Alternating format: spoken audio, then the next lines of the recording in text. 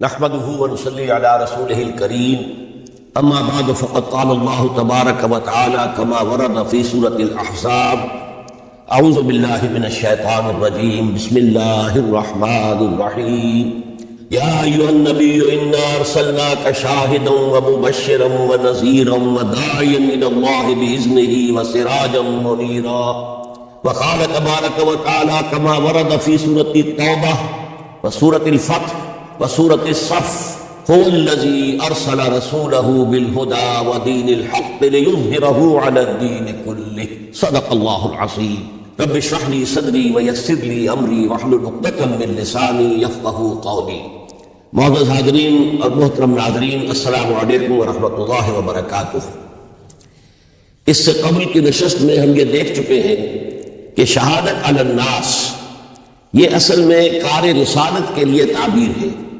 حق کی گواہی دینا اپنے قول سے، پھر اپنے عمل میں اس کا نمونہ پیش کر دینا تاکہ حجت قائم ہو جائے کہ یہ کوئی ناممکن العمل بات نہیں ہے جس کا مطالبہ اللہ تعالیٰ فرما رہا ہے۔ پھر حضور کا خاص معاملہ یہ کہ آپ پر دین کی تکمیل ہوگی، یعنی دین ایک مکمل نظام زندگی کی شکل میں کامل ہو گئے۔ تو اب ظاہر بات ہے کہ اب آپ کی طرف سے اتمام حجت اسی وقت ہو سکتی تھی جبکہ آپ اس پورے نظام زندگی کو عملاً قائم کر کے دکھاتے۔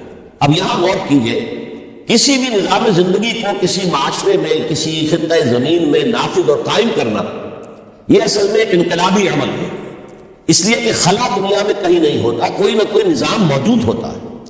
اگر کہیں بادشاہی نظام ہے اور آپ جمہوری نظام لانا چاہتے ہیں تو اس کے لیے انقلاب کی ضرورت ہے، ریولوشن کے بغیر تو نہیں ہوگا۔ اگر کہیں سرمایہ دارانہ نظام ہے لیکن آپ اشتراکی نظام لانا چاہتے ہیں تو ریولوشن از نیسیسری۔ نظام کو بدلنا ایک انقلابی عمل ہے، اور اس میں آپ کو معلوم ہے کہ دو قوتیں ایک دوسرے کے بالمقابل آتی ہیں۔ ایک وہ جو انقلاب کے نام لیوا ہوتے ہیں، ہم یہ نظام لانا چاہتے ہیں، ظاہر بات ہے کہ وہ ایگزسٹنگ سسٹم کو کہتے ہیں یہ غلط ہے، یہ ظالمانہ ہے، یہ ریپریسو ہے، یہ ایکسپلائٹیٹو ہے، یہ ڈسکریمنیٹنگ ہے۔ اس نظام کو غلط کہیں گے تبھی ایک انقلاب کی ضرورت محسوس ہوگی، جبکہ اس نظام کے اس وقت کے جو سربراہ ہوں گے وہ اس کے لیے اسپو قائم رکھنا چاہتے ہیں، اس لیے کہ اس نظام کے ساتھ ان کے مفادات وابستہ ہیں۔ اب کہیں پر جاگیردارانہ نظام ہے اور آپ وہاں چاہتے ہیں اشتراکی نظام لانا، تو کیا جاگیردار اسے گوارا کریں گے؟ کہیں بادشاہی نظام ہے، آپ وہاں جمہوری نظام لانا چاہتے ہیں تو کیا بادشاہ اور اس کا خاندان اسے برداشت کرے گا؟ لہذا تصادم ناگزیر ہے، ان دو قوتوں کے درمیان تصادم ہو کر رہتا ہے، اور اسی کا نام ایک انقلابی عمل ہے۔ تو یوں سمجھیے تمام انبیاء کرام نے اور تمام اللہ کے جو رسول گزرے ہیں دنیا میں، ان میں حضور کا امتیازی مقام یہ ہے کہ آپ کو ایک انقلابی جدوجہد کرنی تھی، پورا نظام قائم کرنا تھا، جس کے لیے کہ میں نے آج آیت پڑھی ہے، یہ اصل میں آیت کا ٹکڑا ہے، بڑا ٹکڑا ہے جو 3 سورتوں میں بڑے نہیں انہی الفاظ میں آیا ہے، سورہ توبہ میں، سورہ فتح میں، سورہ صف میں۔ هو الذی ارسل رسولہ بالہدی ودین الحق لیظہرہ علی الدین کلہ، وہی ہے اللہ جس نے بھیجا اپنے رسول کو صلی اللہ علیہ وسلم الہدی قرآن حکیم دے کر اور دین حق دے کر، سچا نظام، عادلانہ نظام۔ کس لیے بھیجا؟ تاکہ غالب کرے اسے تمام کے تمام نظام زندگی کے اوپر۔ یہ نوٹ کر لیجئے کہ یہ آیت حضور کے لیے 3 مرتبہ قرآن میں آ رہی ہے، کسی اور نبی کے لیے نہیں آئی، نہ حضرت نوح کے لیے، نہ حضرت ابراہیم کے لیے، نہ حضرت موسیٰ کے لیے، نہ حضرت عیسیٰ کے لیے۔ گویا کہ حضور کو جو رول اسائن ہوا وہ ایک ریولوشنری رول تھا، اور اسی وجہ سے آپ کی پوری سیرت جو ہے در حقیقت وہ انقلابی جدوجہد کے مختلف مراحل، اور یہ بھی دنیا نے تسلیم کیا ہے کہ تاریخ کا عظیم ترین انقلاب، گمبھیر ترین انقلاب، موسٹ پروفاؤنڈ ریولوشن وہ تھا جو محمد عربی صلی اللہ علیہ وسلم نے نافذ کیا۔ اس کی گواہی دی ایم این رائے نے 1920 میں، ہسٹوریکل رول آف اسلام، اس کی کتاب آج بھی انڈیا میں چھپتی ہے، بکتی ہے۔ وہ کہتا ہے کہ جو عظیم انقلاب محمد نے برپا کیا تھا وہ تاریخ انسانی کا سب سے بڑا انقلاب، اسی کی ایچ جی ویلز نے اسی کی شہادت دی۔ ڈاکٹر مائیکل ہارٹ نے آج سے کوئی 25 برس قبل دی 100 نامی کتاب جو لکھی امریکہ میں چھپی مینہٹن میں، اور اس نے تاریخ انسانی کے عظیم ترین انسانوں کو پہلے 100 عظیم ترین انسان چن لیے جنہوں نے تاریخ کے رخ کو موڑا، پھر ان میں گریڈیشن کی، چنانچہ دی 100 کے ساتھ اس کتاب کا جو ذیلی عنوان ہے a selection and gradation of the 100 most influential personalities of human history, اور اس میں نمبر 1 پر لایا محمد الرسول اللہ صلی اللہ علیہ وسلم۔ اس انقلاب کے فلسفے کے حوالے سے آج فلسفہ شہادت کے دوسرے مرحلے کی میں بات کر رہا ہوں۔ ہم اس سے پہلے دیکھ چکے ہیں اس انقلاب کو برپا کرنے کے لیے سینکڑوں صحابہ نے جام شہادت نوش کیا۔ 70 صحابہ تو صرف غزوہ احد کے اندر شہید ہو گئے، 70 صحابہ کو ذبح کر دیا گیا، بلایا گیا تھا مبلغین اور معلمین کی حیثیت سے، اور دھوکہ دے کر انہیں ذبح کر دیا گیا۔ 250 سے اوپر صحابہ کرام نے جام شہادت نوش کیا، تب وہ انقلاب برپا ہوا۔ جاء الحق وزهق الباطل ان الباطل كان زهوقا۔ اب انقلابی عمل کا ایک خاصہ ہے، اسے آج سمجھیے گا۔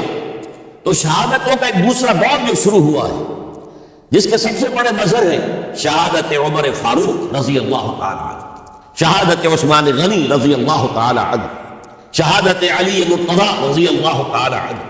4 خلفائے راشدین میں سے 3 نے جام شہادت نوش کیا۔ اس شہادت کا پس منظر کیا تھا، اب اسے سمجھیے۔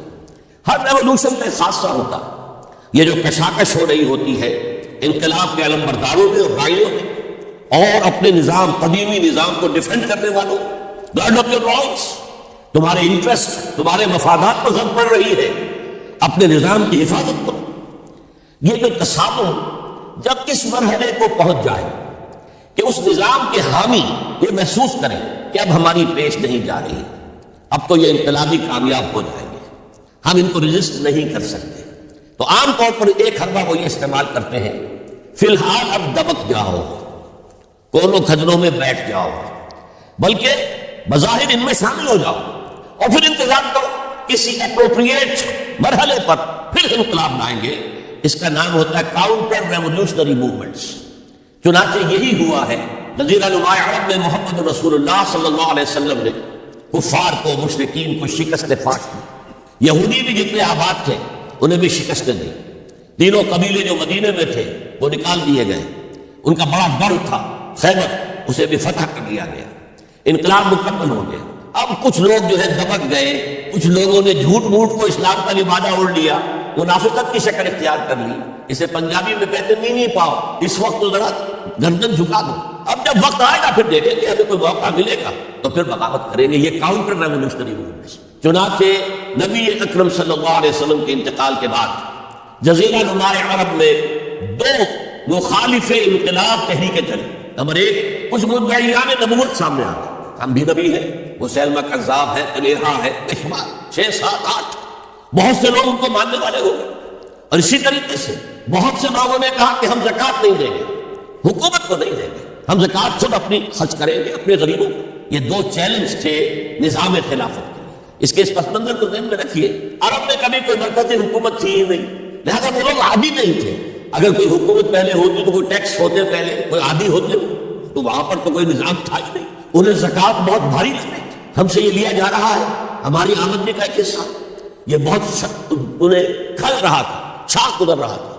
اسی طریقے سے عرب کی صورت یہ تھی کہ پورا ملک تقسیم تھا، قبائلی، اور ہر قبیلے کا سردار گویا کہ اپنے علاقے کا وہ بے تاج بادشاہ تھا۔ جیسے آپ کو معلوم ہے افغانستان میں طالبان کے آنے سے پہلے وار لارڈز مختلف علاقوں کے اندر انہوں نے پھاٹک لگا لیے، اپنے علاقے بنا لیے، ہر ایک اپنی جگہ پر، میں خود یہاں کا مالک ہوں، اس مختار۔ اور اب طالبان کے خاتمے کے بعد دوبارہ وہی صورت پیدا ہو گئی، امن و امان ختم ہو چکا ہے، وار لارڈز ہیں ان کے اپنے علاقے، تو ان کے لیے ظاہر بات ہے کہ وہ دبک تو گئے تھے جب ان کی پیش نہیں جا رہی تھی، جب وہ مجبور ہو گئے تھے، انہوں نے اطاعت قبول کر لی تھی۔ اسی لیے ان کے بارے میں سورہ حجرات میں فرمایا گیا قالت الاعراب آمنا، یہ بدو کہہ رہے ہیں ہم ایمان لے گئے۔ قل، اے نبی ان سے کہہ دیجئے لن تؤمنوا، تم ایمان نہیں لائے ہو، ولکن قولوا اسلمنا، یوں کہو کہ ہم نے اطاعت قبول کر لی ہے، ہم اسلام لے آئے ہیں۔ ولما يدخل الايمان في قلوبكم، ابھی تک ایمان تمہارے دلوں میں داخل نہیں۔ یہ سب کا معاملہ نہیں تھا، لیکن اکثر کا معاملہ تھا، ان میں مومنین صادقین بھی تھے، لیکن اکثر کا معاملہ یہ تھا۔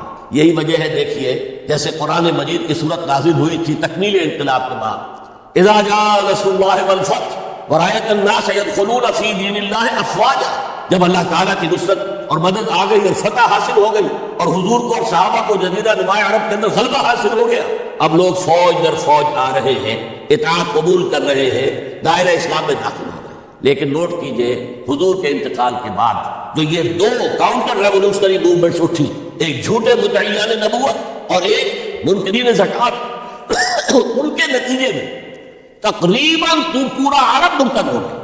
یخرجون من دین اللہ افواجا، اب فوج در فوج وہ اللہ کے دین سے نکل گئے، یہاں تک کہ اسلام صرف ملک حجاز تھوڑا سا علاقہ، اس کے بھی بڑے شہروں تک محدود رہ گئے۔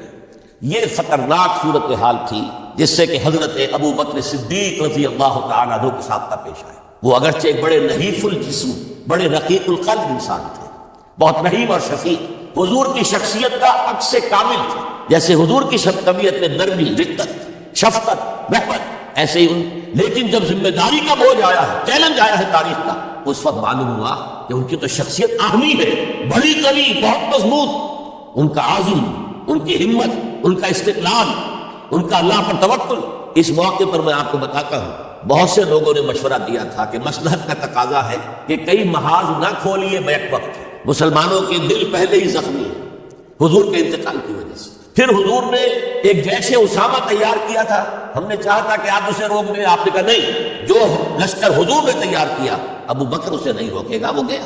پھر جو مدعیان نبوت ہوئے وہ تو یقیناً کافر ہو گئے، لہذا ان سے بھی قتال کرنا پڑے گا، کم سے کم منکرین زکات کے ضمن میں نرمی کی جائے۔ انہوں نے کفر نہیں کیا، کلمہ شہادت پڑھتے ہیں، نماز کا انکار نہیں کیا، زکات کا بھی انکار نہیں کیا، یہ کہا کہ ہم آپ کو نہیں دیں گے، اپنی زکات جمع کریں گے، اپنے غریبوں میں تقسیم کر دیں گے۔ لیکن حضرت ابو بکر اور یہاں تک کہ حضرت عمر نے مشورہ دیا کہ مصلحت کا تقاضا ہے کہ مانعین زکات کے ساتھ نرمی کی جائے۔ حضرت ابو بکر نے فرمایا عمر تم ایام جاہلیت میں تو بڑے سخت تھے، بڑے مضبوط تھے، بہت طاقتور تھے، خدا کی قسم اگر یہ زکات میں حضور کے زمانے میں اونٹ کے ساتھ اونٹ کو باندھنے والی رسی بھی دیتے تھے، اور ہم اگر یہ کہیں گے کہ اونٹ لے جاؤ رسی نہیں دیں گے تب بھی میں قتال کروں گا، اس لیے کہ ایبدل الدین وانا حی، کیا دین میں تبدیل کر دی جائے گی جبکہ میں زندہ ہوں؟ ابو بکر کے جیتے جی یہ نہیں ہو سکتا۔ لہذا ہم دیکھتے ہیں تاریخ کے اندر چونکہ صدیقیت بہت اعلیٰ مقام ہے، نبوت کے بعد کا درجہ صدیقین، پھر شہداء، پھر صالحین، اور یہ ہے صدیق اکبر، افضل البشر بعد الانبیاء بالتحقیق ابو بکر صدیق۔ سال 1.5 سال کے اندر دونوں فتنوں کی سرکوبی کر دی گئی، کنسولیڈیٹ ہو گیا انقلاب دوبارہ، اس میں ہزاروں صحابہ کرام کی جانیں گئی۔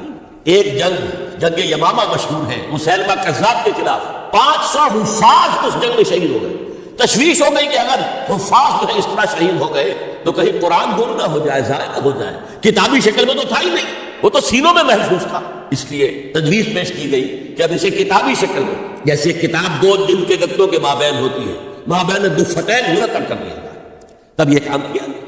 بہرحال پہلا مرحلہ یہ تھا کہ کاؤنٹر ریولوشنری موومنٹس، کیونکہ ابھی انقلاب صرف عرب میں آیا تھا اور عرب ہی کے اندر سے کاؤنٹر ریولوشنری موومنٹس ابھری، جھوٹی نبوت اور مانعین زکات کی شکل میں، اور حضرت ابو بکر رضی اللہ تعالی عنہ نے اپنی عظیمت کا ثبوت دیتے ہوئے ان دونوں موومنٹس کو کچل کر رکھ دیا اور انقلاب اسلامی کو اثر نو کنسولیڈیٹ کر کے پھر قیادت حکم خداوندی کی روح سے کہ ان کے انتقال کا وقت آ گیا تو حضرت عمر فاروق کو نامزد کر کے ان کے سپرد کر دیا رضی اللہ تعالی عنہ۔ حضرت فاروق، عمر فاروق رضی اللہ تعالیٰ عنہ کا عہد خلافت یہ اسلام کے ایکسپینشن کا دور ہے۔ اب جو انٹرنل ڈفٹی ختم ہو گئی، انٹرنلی کنسولیڈیٹ ہو گیا انقلاب محمد صلی اللہ علیہ وسلم، لہٰذا پوری طاقت کے ساتھ اب 3 لشکر نکلے ہیں، مشرق کے لیے، شمال کے لیے، مغرب کے لیے، اور فتوحات کا دائرہ شروع ہوا۔ 10 برس حضرت عمر رضی اللہ تعالیٰ عنہ کے خلافت کے وہ ہے، نوٹ کیجئے، جس میں ایک سلطنت 2 سپر پاور اس وقت کی تھی، کئی 100 سال سے چلی آ رہی تھی، 2 سپر پاورز، اور دونوں جزیرہ نما عرب کے سر پر بیٹھی ہوئی تھی۔ سلطنت ایران، عراق سے ہو کر سلطنت ایران، خسرو کے زمانے سے، ذوالقرنین کے زمانے سے عظیم مملکت تھی، سپر پاور۔ دوسری طرف سلطنت روما، رومن امپائر 3 بر اعظموں کو محیط تھی۔ رومن امپائر پورا شمالی افریقہ اس کے تحت تھا، پورا مغربی ایشیا اس کے تحت تھا، شام اس کے تحت تھا، ترکی اس کے تحت تھا، اور یورپ کا سارا مشرقی علاقہ اس کے تحت تھا۔ رومن امپائر، آپ کو معلوم ہے حضرت عمر کے زمانے میں رضی اللہ تعالی عنہ سلطنت کسریٰ کے تو پخچے ہو گئے، نام ختم ہو گیا، وجود نہ رہا عظیم سلطنت کسریٰ۔ حالانکہ آپ کے علم ہوگا ان کا بڑا شاندار ماضی تھا، کہ خسرو، قباد، بڑے بڑے یہ کیانی کہلاتے ہیں، یہ کیا جو ہے یہ بڑی عظیم ایک جو سمجھیے کہ خاندان تھا بادشاہوں کا۔ لیکن یہ کہ وہ پوری سلطنت کسریٰ ختم ہو گئی. کیوں؟ اس نے حضور کے نامہ مبارک کو چاک کیا تھا، اور حضور نے فرما دیا تھا صلی اللہ علیہ وسلم، خسرو نے میرا خط نہیں چاک کیا، اپنی سلطنت چاک کر دی. اور واقعتاً سلطنت کسریٰ جو ہے ختم ہو گئی، نام و نشان ختم ہو گئی. دوسری طرف سلطنت روما تھی، عیسائیوں کے ساتھ، چونکہ وہ تھی کرسچین، عیسائیوں کے ساتھ حضور کے زمانے میں کوئی براہ راست تصادم نہیں ہوا تھا. سارا تصادم ہوا تھا یا مشرکین عرب سے اور یا یہودیوں سے. عیسائی جو ہے عربین پیننسولا میں تھے ہی نہیں، یمن کے علاقے میں کچھ تھے لیکن ان کی کوئی حیثیت نہیں تھی، لہٰذا کوئی کنفرنٹیشن نہیں ہوئی. دوسرے عیسائیوں میں ابھی اہل علم موجود تھے. جیسے آپ کو معلوم ہے نجاشی بادشاہ کیسے ایمان لیا، اس نے حضرت عیسیٰ کے بارے میں پوچھا. حضرت جعفر طیار رضی اللہ تعالیٰ عنہ نے سورہ مریم کی آیات پڑھ کر سنائی، اور اس نے کہا بین ہی جو ان آیات میں تم نے پڑھا ہے، عیسیٰ کی حقیقت اس سے تن کے برابر بھی زیادہ نہیں ہے. اسی طرح ہرقل نے جب اس کو حضور کا نامہ مبارک پہنچا، اس نے جو بھی پیغامبر آئے تھے ایلچی، ان کا اکرام کیا، احترام کیا. وہ عالم تھا، جان گیا کہ یہ نبی آخری زمان ہے، چاہتا تھا کہ میں ایمان لے آؤں بشرطے کہ میرے سارے درباری سپہ سالار بھی ایمان لے آئے. جیسے کہ سن 300 عیسوی میں پوری رومن امپائر نے عیسائیت اختیار کی تھی، اس سے پہلے وہ بت پرست تھے. 300 عیسوی میں سلطنت روما کا جو ایمپرر تھا وہ ایمان لے آیا حضرت عیسیٰ کو. اس وقت تک ظاہر بات ہے اسلام حضرت عیسیٰ کا دین تھا، حضور تو ابھی آئے نہیں، حضور کے آنے میں تو ابھی 300 برس سے باقی ہے. وہ عیسائی ہو گیا، پوری مملکت عیسائی ہو گئی، تو وہ نظام جو تھا حکومت کا برقرار رہا، انٹیکٹ رہا. ہرقل یہ چاہتا تھا کہ اسی طرح میری پوری سلطنت ایمان لے آئے تو میری حکومت برقرار رہے.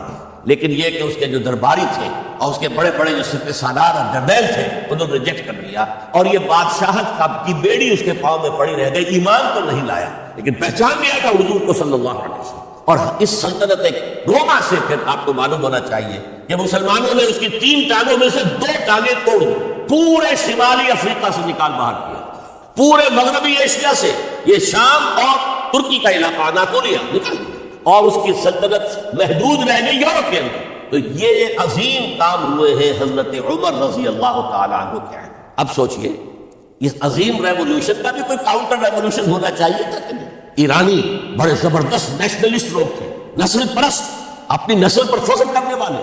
ہماری روایات عظیم ہیں، ہم کہہ خسرو کے وارث ہیں. اور آپ کو معلوم ہے کہ آخری جو بادشاہ تھا رضا شاہ پہلوی، وہ چاہتا تھا کہ کہہ خسرو کے دور کی عظمت اور سطوت کو دوبارہ لے آئے. 2500 سالہ جشن اس نے منایا تھا، وہ چاہتا تھا وہی شان میری ہو جائے جو کہ خسرو کی تھی.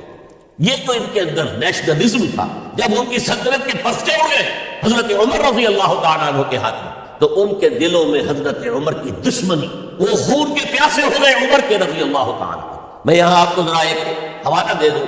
فردوسی نے جو شاہ نامہ لکھا، حالانکہ وہ مسلمان تھے لیکن چونکہ پرانے ایرانی ذہن کی عکاسی کر رہے تھے، تو انہوں نے جب کہ عرب فوجیں آئی ہیں تو اس نے ایران کا جو اپنے اوپر فخر تھا اس کی ترجمانی کرتے ہوئے لکھا ہے: زشیر شتر خوردن و سوسما عرب را ماجائیس آیت کرا کہ تختے قیامت کو نازو تفو برتو ہے چرخ کرنا تفو. یہ عرب اونٹنیوں کا دودھ پینے والے، گوہ کھانے والے. یہ گوہ ایک بڑی سی چھپکلی کا جیسا جانور ہوتا ہے جو صحرا کے اندر ہوتا ہے، اور وہ اپنا ایک گھر بنا کر رہتا ہے، اسے کھاتے تھے. تو یہ گوہ کھانے والے، اونٹنیوں کا دودھ پینے والے عرب، آج ان کی یہ جرأت، یہ جسارت، یہ ہمت کہ تخت کیارا قرندار ہوں، کہ وہ آج آرزو کر رہے ہیں کہ کئے سلطنت کئے کا تخت جو ہے وہ ہمیں مل جائے. تفو برتو ہے چرخ کردہ تفو، تف ہے تجھ پر ہے گردش کرنے والے آسمان، تف ہے تجھ پر. لہذا اب کاؤنٹر ریولوشنری موومنٹس آئی ہے. حضرت عمر کی شہادت اس کا نتیجہ. ہرمزان ایک جرنیل تھا اور اس کے جنگی جرائم اتنے شدید تھے ایرانی کے کہ واجب القتل. وہ گرفتار ہو کر حضرت عمر کے سامنے پیش کیا گیا. حضرت عمر نے فرمایا یہ واجب القتل ہے، اس کی گردن اڑا دی جائے. اس کی چالاکی دیکھیے. اس نے کہا امیر المومنین، اے مسلمانوں کے امیر عمر رضی اللہ تعالی عنہ، مجھے ذرا پانی پلوا دیجیے. حضرت عمر نے فرمایا پانی لا دیں. ایک کٹورے میں پانی دے دیا گیا. پھر کہا دیکھیے امیر المومنین، مجھے ضمانت دیجیے کہ جب تک میں یہ پانی پی نہ لوں مجھے قتل نہیں کریں گے. فرمایا ہاں تم پانی پی لو، جب تک یہ پانی تم نہیں پیو گے ہم قتل نہیں کریں گے. اس نے وہ کٹورا پھینک دیا. نہ اب میں یہ پانی پی سکتا ہوں نہ آپ مجھے قتل کر سکتے، کیونکہ آپ کا ہے یہ جب تک میں یہ پانی نہیں پیوں گا آپ مجھے قتل نہیں کریں. اس ہیلے سے جان بچا گیا. پھر اس شخص نے ابو لولو فیروز، ایک غلام تھا، اسے اس کام کے لیے تیار کیا. حضرت مغیرہ ابن شعبہ کا غلام تھا وہ، اور حضرت مغیرہ نے اس سے روزانہ کی ایک اجرت کہ تم کام کرو، مجھے صرف 7 آنے روزانہ دے دیا کرو۔ اس نے آ کر حضرت عمر سے کہا کہ میرا جو آقا ہے مغیرہ بن شعبہ، یہ مجھ سے بہت زیادہ طلب کرتا ہے۔ حضرت عمر نے پوچھا کیا دیتے ہو؟ 7 آنے۔ تم کرتے کیا ہو؟ کہ میں نجار بھی ہوں، میں لوہار بھی ہوں، میں یہ کام کرتا ہوں۔ فرمایا اتنے پیشوں کا جاننے والا اس کے لیے یہ روزانہ کا ٹیکس یہ زیادہ نہیں ہے، یہ تمہیں دینا چاہیے۔ اس نے کہا میں چکیاں بھی بناتا ہوں۔ حضرت عمر نے فرمایا پھر ایک چکی ذرا مجھے بھی بنا دینا۔ کہنے لگا آپ کے لیے تو میں ایسی چکی بناؤں گا کہ جس کی آواز دنیا بھر میں جائے گی۔ وہ شخص ہے اور ہرمزان کی سازش کے تحت وہ ایرانی جسے بعد میں ایرانیوں نے کیا کہا، جس نے قتل کیا حضرت عمر فاروق کو، حضرت ابو لولو فیروز، آج بھی ایران میں اس کی قبر کی تصویر میں بکتی ہے آزاد کے اندر، حضرت ابو لولو فیروز۔ وہ آیا ہے مسجد نبوی میں اور آ کر اس نے جبکہ حضرت عمر رضی اللہ تعالیٰ عنہ امامت فرما رہے حملہ کیا، 5-6 بار خنجر کی۔ حضرت عمر رضی اللہ تعالیٰ شریر مجروح ہو گئے۔ یہ انتقام تھا جو عجم میں وہ سلطنت کے جس کے ٹکڑے ختم ہو گئے تھے، جس کے ٹکڑے کر دیے گئے تھے، اس نے انتقام لیا عالم اسلام سے۔ سمجھا انہوں نے یہ تھا کہ شاید یہ پوری عمارت کسی ایک ستون پر کھڑی ہے، حضرت عمر ہی کے ستون پر کھڑی ہے، اس ستون کو گرا دو گے پوری عمارت گر جائے۔ لیکن ثابت ہوا نہیں، یہ محمد کی بنائی ہوئی عمارت ہے صلی اللہ علیہ وسلم۔ یہ بہت قوی ہے، اس کی بنیادیں بہت مضبوط ہیں، کوئی ذرا سی تریڑ بھی نہیں آئی، ذرا سی تریڑ بھی نہیں آئی۔ حضرت عمر فاروق کی شہادت کے بعد حضرت عثمان رضی اللہ تعالیٰ عنہ کا دور خلافت شروع ہوا، اور جو کا تو جو قافلہ چل رہا تھا آگے چلتا چلا۔ حضرت عثمان رضی اللہ تعالیٰ عنہ کے بارے میں بہت قیل و قال ہے، ان پر تنقیدیں بھی کی، اپنوں نے بھی کی ہیں، دشمنوں نے بھی کی، لیکن بات جان لیجیے یہ تاثر غلط ہے کہ ان کے پورے دور خلافت کے اندر فتنہ رہا یا ہنگامہ رہا، قتل غلط۔ 10 برس خلفائے راشدین میں طویل ترین دور خلافت حضرت عثمان کا ہے رضی اللہ تعالیٰ، 12 برس حضرت ابو بکر کے تو 2.25 برس تھے، حضرت عمر کے 10 برس تھے، ان کا 12 برس، اور 12 میں سے 10 سال ایسے تھے بعین ہی جیسے حضرت عمر کے 10 سال تھے۔ امن و امان ہے، سکون ہے، چین ہے، اور قافلہ اسلام بڑھ رہا ہے، فتوحات کا دائرہ بڑھتا چلا جا رہا ہے، فتوحات سیلاب کے مانند آگے بڑھ رہی ہے۔ تھمتا نہ تھا کسی سے سیل رواں ہمارا یہ سیل رواں کوئی روکنے والی کوئی طاقت دنیا میں رہی نہیں تھی۔ کسرا ختم، سلطنت ایران ختم، اور دوسری سپر پاور سلطنت روما، اس کی 3 میں سے 2 ٹانگیں توڑ دی گئی، 1 رہ گئی۔ اب کون تھا؟ خارج میں کوئی طاقت نہیں تھی جو اسلام کے سیلاب کو اور پوری نوع انسانی پر اتمام حجت اور اللہ کے دین کو پہنچانے کے راستے میں رکاوٹ بن سکتی۔ اب ایک فتنہ اٹھا، دیکھیے حضور کی کنسنٹریشن 3 مذاہب سے ہوئی تھی۔ ایک مذہب مشرکین کا، شرک کا قلع قمع کر دیا گیا جدید المایا سے، ختم ہو گیا۔ انہوں نے کاؤنٹر ریولوشنری موومنٹس اٹھائی حضرت ابو بکر کے زمانے میں، ان کو کرش کر دیا حضرت ابو بکر صدیق رضی اللہ تعالیٰ عنہ، چاہے ہزاروں صحابہ شہید ہوئے۔ اس کے بعد دوسری طاقت کون سی تھی؟ مذہبی، یہودی۔ یہود کے 3 قبیلے مدینے میں آباد تھے، بنو قینقاع، بنو قریظہ، بنو نذیر۔ 2 کو مدینے سے نکال دیا گیا ان کی بدہنی کی وجہ سے، حالانکہ حضور نے مدینہ تشریف لاتے ہی ان سے معاہدے کر لیے تھے۔ ان کا میثاق مدینہ یہ در حقیقت ایک پیکٹ تھا، جوائنٹ ڈیفنس آف مدینہ۔ مدینہ پر اگر کوئی حملہ کرے گا، اور ظاہر بات یہ ہے کہ امکان تھا کہ مکے والے آ کر حملہ کریں، مشرکین مکہ، لیکن مدینہ کا ہم تحفظ کریں گے مل کر مسلمان اور یہودی۔ لیکن انہوں نے ہر موقع پر وعدہ خلافی، پہلے بنو قینقاع نکالے گئے، پھر بنو نذیر نکالے گئے، غزوہ احزاب کے موقع پر بدترین جو ہے بدعہدی بنو قریظہ نے، اور ان کو بڑی سخت سزا دی، کیونکہ انہوں نے خود کہا تھا کہ ہمارا فیصلہ سعد ابن معاذ رضی اللہ تعالی عنہ جو فیصلہ کر دیں گے وہ ہمارے حلیف ہے، جو فیصلہ کر دیں گے ہمیں قبول ہو۔ اور حضرت سعد نے تورات کے حکم کے مطابق فیصلہ کیا کہ ان کے جتنے جوان ہیں وہ قتل کر دیے جائیں۔ بڑی سخت سزا تھی کہ جو دی گئی ہے، اس میں کوئی شک نہیں۔ پھر ان کا اڈا تھا بہت بڑا، خیبر میں وہ نکال دیا گیا، وہاں سے انہیں نکالا گیا، اس کے اوپر مسلمانوں نے قبضہ کیا۔ جیسا کہ میں نے عرض کیا عیسائیوں سے کوئی کنفرنٹیشن نہیں ہوئی تھی، لیکن ان 2 کے ساتھ ایک مشرکین عرب کا خاتمہ ہوا اور ایک جزیرہ نما عرب سے یہودیوں کا خاتمہ ہوا۔ لہذا ان کے اندر جلن تھی، انتقام کی آگ تھی۔ سب سے بڑا تو حسد تھا کہ 2000 سال سے نبوت اور رسالت ہمارے پاس تھی، موسیٰ سے لے کر عیسیٰ تک علیہ السلام 1400 برس ہماری تاریخ کے وہ ہے کہ کوئی ایک لمحہ بھی نہیں تھا کہ کوئی نبی موجود نہ ہو۔ نوٹ کیجیے اس بات، حضرت موسیٰ 1400 قبل مسیح میں اور حضرت عیسیٰ سن تیسری کا آغاز، ان 1400 سالوں میں مسلسل نبوت بنی اسرائیل میں رہی۔ یہ حدیث ہے بخاری شریف کی، کانت بنو اسرائیل تسوسہم الانبیاء، بنی اسرائیل کی حکومت، ریاست، سیاست کا کام انبیاء کرتے تھے. اذا ہلک نبی خلفہ نبی، جب بھی نبی کا انتقال ہوتا تھا ان کا خلیفہ دوسرا نبی ہوتا تھا. یہ چین ٹوٹی نہیں. 1400 برس آپ کو معلوم ہے حضرت داؤد بادشاہ بھی ہے، خلیفہ بھی ہے، نبی بھی ہے. ان کے بیٹے حضرت سلیمان بادشاہ بھی ہے، نبی بھی ہے، خلیفہ بھی ہے. اسی طریقے سے یہ سلسلہ چلتا رہا. تورات انہیں دی گئی، انجیل انہیں دی گئی، زبور انہیں دی گئی، بے شمار صحیفے اور دوسرے چھوٹے نبیوں کو دیے گئے. لیکن پھر اللہ تعالیٰ نے نبی آخر الزمان کی حیثیت سے محمد رسول اللہ کو چن لیا، جو اسرائیلی نہیں تھے، جو اسماعیلی تھے. حضرت ابراہیم کے بڑے صاحبزادے حضرت اسماعیل علیہ السلام کی اولاد میں سے. اس پر انہیں سخت رنج، حالانکہ وہ پہچانتے تھے حضور کو. ان کی کتابوں میں جو نشانیاں لکھی تھی وہ پوری حضور پر جو ہے منطبق ہو رہی تھی. قرآن کہتا ہے یعرفونہ کما یعرفون ابناءہم، وہ ایسے پہچانتے ہیں محمد کو صلی اللہ علیہ وسلم جیسے کہ اپنے بیٹوں کو پہچانتے. لیکن انہوں نے نہیں مانا. بدترین دشمن، حسد کی آگ میں جلنے والے، اور آج تک وہی معاملہ. ان کی نیچر تبدیل نہیں ہوئی. اب جو کچھ قیامت صغریٰ آنے والی ہے مڈل ایسٹ میں، عراق پر حملے کے بعد جو کچھ ہوگا، اس سب کی سازش کس نے کی؟ یہود. یہ ساری اسرائیلی سازش. بہرحال یہ علیحدہ بات ہو جائے گی. اب انتقام یہودیوں کا آیا. یہودیوں کو یہ معلوم تھا تعداد میں اتنے کم ہیں اور ڈسپرسڈ ہیں. سن 70 عیسوی میں ایک رومن جنرل ٹائٹس، اس نے حملہ کر کے یروشلم بیت المقدس کی اینٹ سے اینٹ بجائی. 1,33,000 یہودی ایک دن میں قتل کیے. اور ان کا سیکنڈ ٹیمپل جو تھا، جو حضرت سلیمان نے بنایا تھا، معبد، عبادت گاہ، ہم تو اسے مسجد کہیں گے، مسجد اقصیٰ، لیکن انہوں نے اسے کہا ہیکل، ٹیمپل. اس کو گرا دیا تھا نبوکڈنیزر نے 587 عیسوی میں. دوبارہ انہوں نے بنایا، اسے ٹائٹس نے گرا دیا. وہ آج تک گرا پڑا ہوا ہے. آج تک صرف ایک دیوار اس کی سلامت ہے، جسے ویلنگ وال کہتے ہیں. وہاں جا کر ماتم کرتے ہیں، روتے ہیں، پیٹتے ہیں. اور اس کو اس وقت سے نکال دیا گیا یہودیوں کو، نکل جاؤ فلسطین سے، بھاگ جاؤ یہاں سے، دفع ہو جاؤ. لہذا وہ ڈسپرس ہو گئے. کوئی یورپ چلے گئے، کوئی روس چلے گئے، کوئی ہندوستان چلے گئے، کوئی افریقہ کے ممالک میں چلے گئے، کوئی ایران میں آ گئے. یہ سب اس کو وہ کہتے ہیں ڈایاسپورا. ہمارا وہ دور جس میں ہم دنیا میں منتشر تھے. جب پوری دنیا میں منتشر تھے تو ظاہر بات ہے کسی فوجی مہم کے ذریعے سے مسلمانوں سے انتقام لینا ممکن نہیں تھا. لیکن انتقام لیا ایک ایسی سازش کے ذریعے سے. ایک ایسا فتنۃ الکبریٰ بڑا حق جو ہے برپا کیا ہے، جس کا کہ میں ابھی آپ سے اندازہ کرتا ہوں، جس کے نتیجے میں حضرت عثمان رضی اللہ تعالیٰ عنہ شہید ہوئے.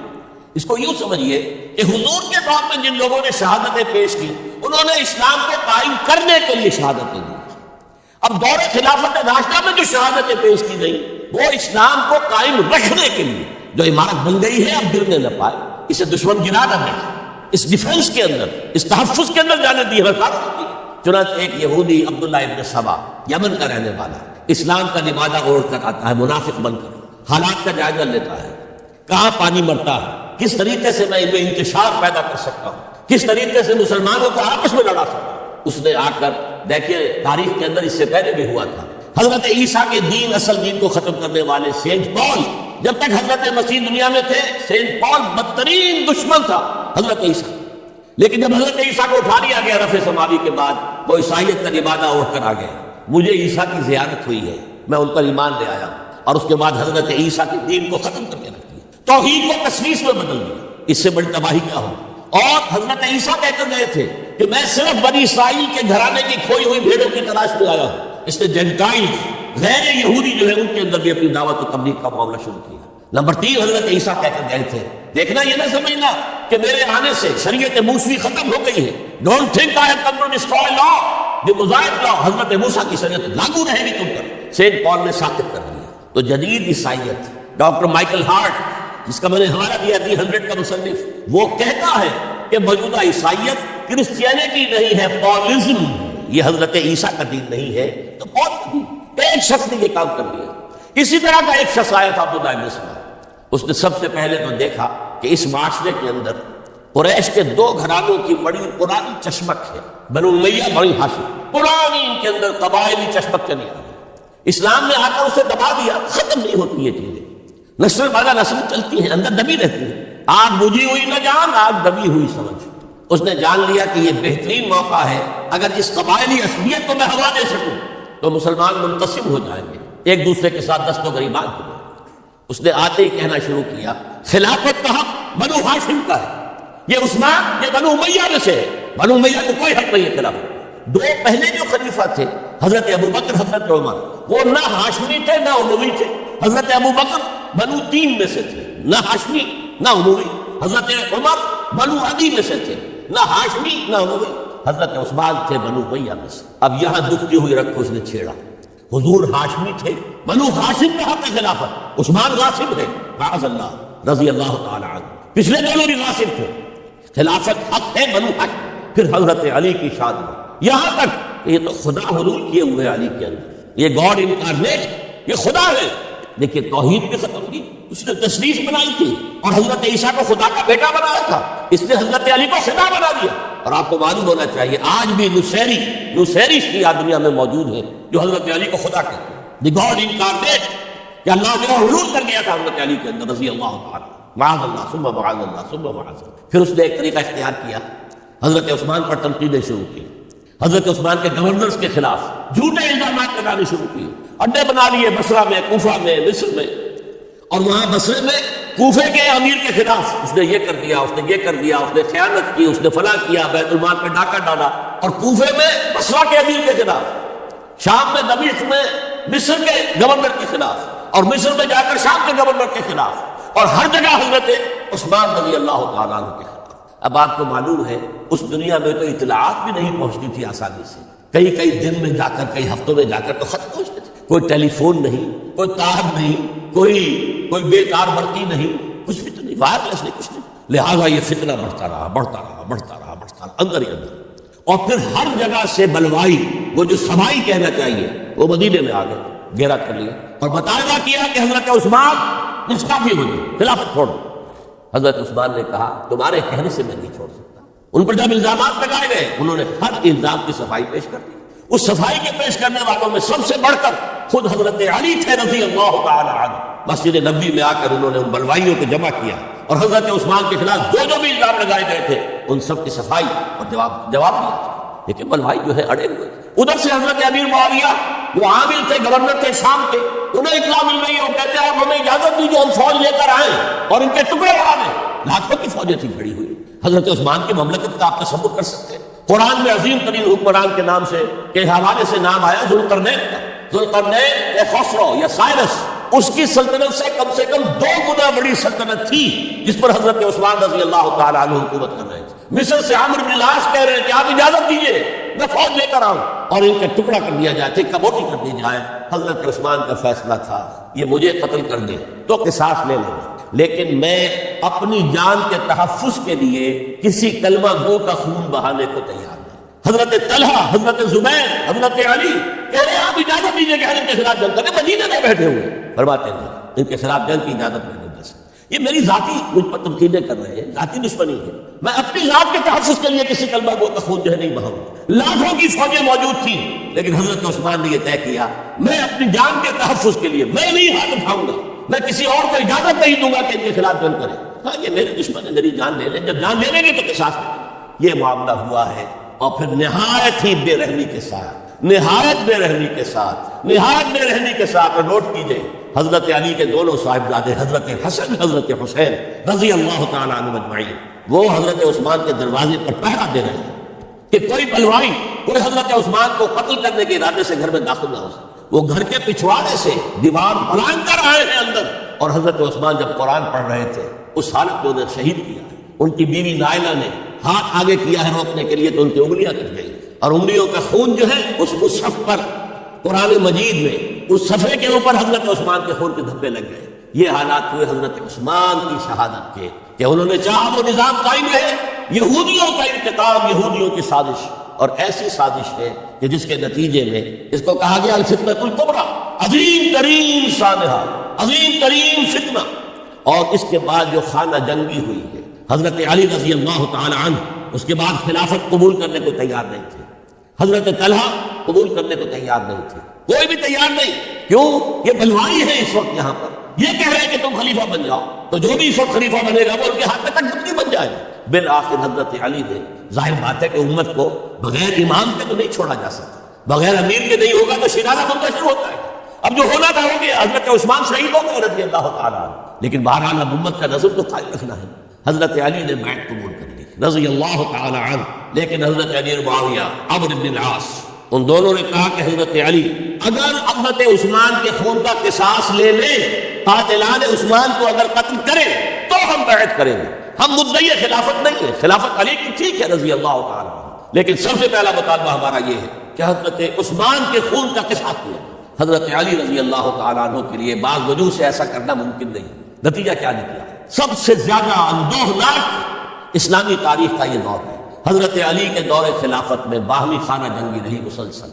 جنگ جمل حضرت عائشہ صدیقہ کمان کرتی ہوئی آئی ہیں، طلحہ اور زبیر ان کے ساتھ، اور اگرچہ حضرت علی رضی اللہ تعالیٰ عنہ کے ساتھ ان کی صلح ہو گئی، لیکن وہ جو بلوائی تھے، جو چاہتے نہیں تھے کہ امن ہو، وہ تو در حقیقت اسلام کے حصے مسئلے کرنے کے لیے آئے تھے، اسلام کی مملکت کو تباہ کرنے آئے تھے۔ انہوں نے فوری طور پر حملہ کر دیا حضرت عائشہ رضی اللہ تعالیٰ عنہ کے لشکر پر۔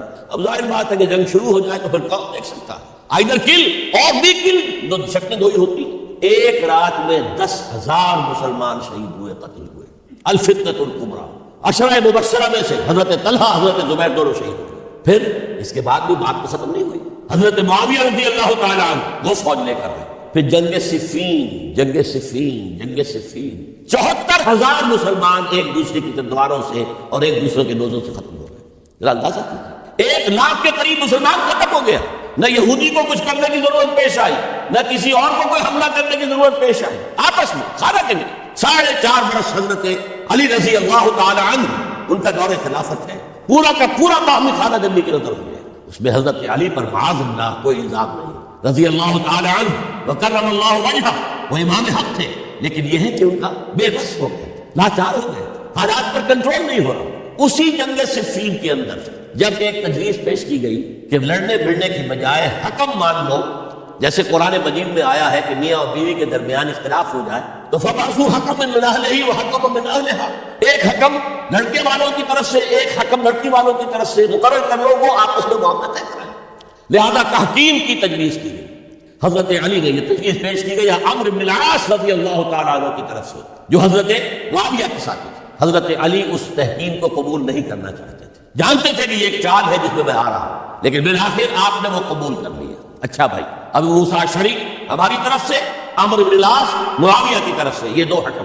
اس موقع پر اب تحکیم کیا ہوئی، کیا اس کی شرائط تھی، کیا اس کی عمر، اس میں نہیں جانا چاہتا، اس وقت میں تاریخ نہیں بیان کر رہا، بلکہ مجھے اب 4تھے خلیفہ حضرت علی کی شہادت کا پس منظر بیان کر رہا ہے۔ اور ہزاروں شہادتیں ہو رہی ہیں، لیکن اس دور کی شہادتوں میں سب سے چوٹی پر حضرت عمر کی شہادت، حضرت عثمان کی شہادت، حضرت علی کی شہادت رضی اللہ تعالیٰ عنہ اجمعین۔ اس وقت حضرت علی کے جو حامی تھے انہی میں سے ایک فرقہ علیحدہ ہو گیا کہ یہ تحکیم کفر ہے، ان الحکم الا للہ، حکم کا فیصلے کا اختیار اللہ کے سوا کسی کو نہیں ہے، لہذا یہ جو کیا ہے یہ غلط ہے۔ اور اس حد تک چلے گئے کہ جنہوں نے یہ تحکیم کو قبول کیا وہ کافر ہو گئے، علی بھی کافر، معاویہ بھی کافر، عمرو بن العاص بھی کافر، جنہوں نے مانا کافر، یہ لوگ کہلاتے خوارج تھے۔ یہ حضرت علی کی فوج میں شامل، حضرت علی کے حامی تھے، حضرت علی کی جماعت میں سے تھے، لیکن بس ایک غلطی، جذبات کے اندر آ کر، غصے کے اندر آ کر اس درجے، اور وہ حضرت علی سے علیحدہ ہو گئے۔ اس کے بعد انہوں نے اپنی ایک کانفرنس کی، ایک جنگ بھی ہوئی تھی، حضرت علی کو ان کے خلاف جنگ کرنی پڑی، وہ جنگ نہروان کہلاتی ہے، جن میں کہ ان خوارج کو حضرت علی نے بہت بڑی شکست دی۔ پھر انہوں نے کانفرنس کی آپس میں بیٹھ کر کہ علی کو یا معاویہ کو فوجی شکست دینا تو ہمارے لیے ممکن نہیں ہے، ایسے کرو کہ ان تینوں کو قتل کر دو، علی کو بھی قتل کر دو رضی اللہ تعالیٰ عنہ، معاویہ کو بھی قتل کر دو رضی اللہ تعالیٰ عنہ، عمرو بن العاص کو بھی قتل کر دو، تاکہ اس کے بعد مسلمان اپنا کوئی خلیفہ چن لیں۔ رمضان سن 40 ہجری اس کا ایک دن معین کر لیا، ایک ہی دن یہ تینوں جو ہے، عبد الرحمن ابن ملجم آئے گا مدینہ کے اندر، کوفے کے اندر، حضرت علی نے صدر مقام کوفہ بنا دیا، اور فجر کی نماز میں حضرت علی پر حملہ کرے گا۔ ایک دوسرا شخص عمرو بن العاص پر جا کر حملہ کرے گا اسی دن اسی وقت۔ ایک تیسرا شخص وہ امیر معاویہ کے اوپر حملہ کرے گا۔ عمرو بن العاص اس روز مسجد میں آئے ہی نہیں، ان کی جگہ کوئی اور شخص جو نماز پڑھا رہے تھے وہ شہید کر دیے گئے۔ حضرت معاویہ پر جو حملہ ہوا وہ اوچھا پڑا باہر، وہ جلدی تندرست ہو گئے۔ حضرت علی ابھی وہ گھر سے نکل کر مسجد کی طرف جا رہے تھے، ابن ملجم نے ایک اور ساتھی اپنے ساتھ لے کر حملے کیے ہیں، شدید زخمی کر دیے۔ حضرت علی نے آواز دی، کچھ لوگ آئے، ایک ساتھی تو دوڑ گیا اور ابن ملجم جو ہے وہ پکڑ لیا۔ پھر کسی اور نے نماز پڑھائی، اور حضرت علی رضی اللہ تعالیٰ عنہ نے وصیت کر دی کہ اگر میرا انتقال ہو جائے تو اس ابن ملجم سے قصاص لے لینا، نہ ہو تو پھر میں خود اس کا فیصلہ کروں۔ لیکن حضرت علی رضی اللہ تعالی عنہ بھی شہید ہو گئے. یہ شہادتیں میں نے کس کیٹیگری میں ڈالی ہیں؟ ہسٹوریکل بیک گراؤنڈ کیا ہے اس کو سمجھیے. ایک شہادتیں وہ تھی جو دور نبوی میں ہوئی اللہ کے دین کو قائم کرنے کے لیے. سورہ شورى کی آیت ہے شرع لکم من الدین ما وصى به نوحا والذی اوحینا الیک وما اوحینا به ابراہیم وموسیٰ وعیسیٰ ان اقیموا الدین. دین کو قائم کرو. اور میں اس کا ترجمہ کیا کرتا ہوں وضاحت کرتے ہوئے, دین قائم نہیں ہے تو قائم کرو, قائم ہے تو قائم رکھو. اس کو گرانے کے لیے شیطانی قوتیں تو برا زور لگائیں گی. ستیزہ کار رہا ہے ازل سے تا ابروز, چراغ مصطفی سے شرار مولا بھی. ابلیس لعین کو تو پسند نہیں کہ اسلامی نظام دنیا میں قائم ہو. وہ تو نوع انسانی کا دشمن ہے, ازلی دشمن, پیدائش کا دشمن. لہذا اب وہ جو خیمہ کھڑا ہوا ہے شامیانہ اسے مضبوط رکھو. آندھی اگر چل رہی ہے تو اس کے پاس پکڑو, اس کی رسیاں مضبوط کرو. یہ ہے دین کو قائم رکھنا. یہ دور جو میں نے گنوایا ہے یہ اس دین کو قائم رکھنے کے لیے اور اس پر جو خارجی حملے ہو رہے تھے ان حملوں کا سد بات کرنے کے لیے یہ بیش قیمت شہادتیں پیش کی گئی ہیں. ہزاروں صحابہ کی جانیں گئی ہیں اور 3 خلفائے راشدین شہید کیے ہیں. لیکن یہ بات نوٹ کر لیجئے اس کا نتیجہ کیا نکلا.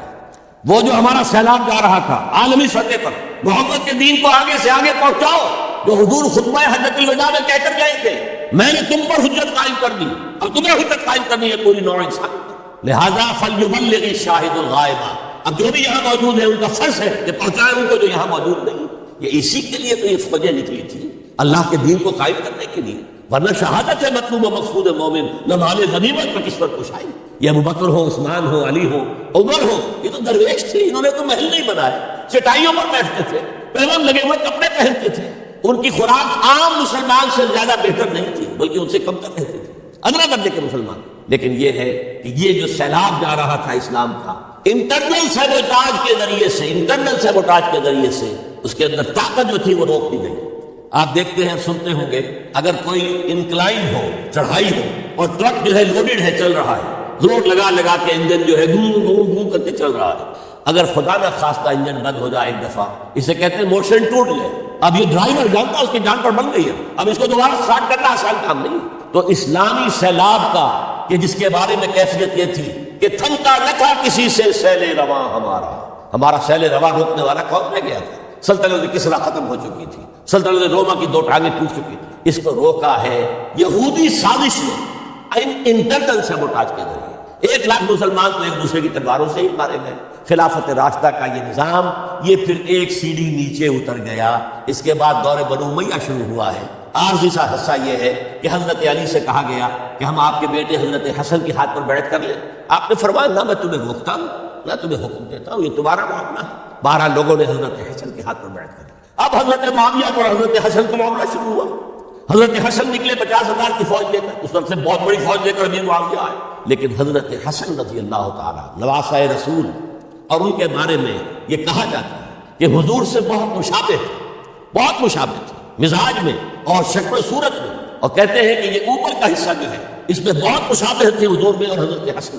اور حضرت حسن کے بارے میں حضور نے ان کے بچپن میں فرمایا تھا میرا یہ بیٹا مسلمانوں کے 2 گروہوں کے مابین صلح کرائے گا. اور وہی معاملہ ہوا. حضرت حسن نے جب دیکھا کہ یہ خونریزی کب تک چلے گی, انہوں نے صلح کی پیشکش کی حضرت امیر معاویہ. امیر معاویہ نے سادہ کاغذ بھیج دیا کہ جو چاہے شرطیں آپ لکھ دیں میں مانتا ہوں. سادہ کاغذ جسے آپ کہیں گے بلینک چیک. حضرت حسن رضی اللہ تعالیٰ عنہ نے شرائط لکھ دی, حضرت امیر معاویہ نے قبول کر لی, جنگ ختم ہو گئی. اب خلافت ہوئی حضرت معاویہ کی رضی اللہ تعالیٰ عنہ. لیکن حضرت معاویہ اگرچہ جلیل القدر صحابی ہیں, نوٹ کر لیجئے, حضور کے برادر نسبتی ہیں, حضور کے سالے ہیں. ان کی ہمشیرہ ام حبیبہ رضی اللہ تعالیٰ عنہ حضور کی زوج محترمہ ہے. ابو سفیان کے یہ بیٹے ہیں, ابو سفیان کی وہ بیٹی ہے. اور ان کے بارے میں حضور نے فرمایا اللہم اجعلہ ہادیا مہدیا, دعا کی ہے اللہ اس معاویہ کو ہادی ہدایت دینے والا اور مہدی ہدایت یافتہ بنا دے. اس کے باوجود حضرت معاویہ کے دور حکومت یا دور خلافت کو خلافت راشدہ میں تسلیم نہیں کیا جاتا, اس لیے کہ انہیں مسلمانوں نے اپنی رائے سے نہیں چنا تھا, اپنے طاقت کے بل پر وہ حکومت جو ہے انہوں نے حاصل کی تھی. چاہے حضرت حسن نے دستبرداری کر کے دے دی, لیکن ظاہر بات ہے کہ یہ مسلمانوں کے مشورے سے نہیں ہوا تھا. لہذا ان کا دور خلافت راشدہ میں شامل نہیں ہے. خلافت راشدہ ابو بکر, عمر, عثمان, علی اور مزید شامل کرنا ہو تو 6 مہینے حضرت حسن کے رضی اللہ تعالیٰ, وہ بھی طاقت کے بل پر نہیں آئے تھے, مسلمانوں نے چنا تھا. یہ 30 برس بنتے ہیں، اور یہ 30 برس کی خلافت راشدہ کی داستان ہے جو میں نے آج آپ کے سامنے رکھی، اور اس دوران جن مسلمانوں نے اس نظام کو قائم رکھنے کے لیے جانیں دی ہیں، میں نے ان کی شہادت کا تذکرہ کیا۔ اقول قولی ھذا واستغفر اللہ لی ولکم ولسائر المسلمین والمسلمات۔ جسے دیکھی ہو جنتی وہ نبی کے در سے گزرے، وہ جدھر سے گزرے، یہ ادھر سے گزرے۔